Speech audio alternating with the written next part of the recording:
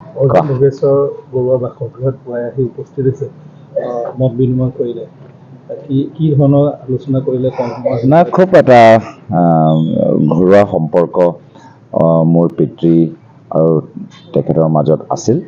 সেই ঘৰুৱা সম্পৰ্ক লৈ অলপ আমি আলোচনা কৰিলোঁ। কেনেদৰে মোৰ পিতৃ আগতে ইয়াত আহি তেখেতক খবৰ লৈ যায় বা আমাৰ আইতা কেতিয়া দিল্লীত গৈ আমাৰ সেই সময়ত যেতিয়া ছাৰ MP আছিলে, মোৰ দেউতা MP আছিলে, সেই সময়ত আমাৰ সৰু এটা MP কোৱাৰ্টাৰ আছিলে, তাত গৈছিল।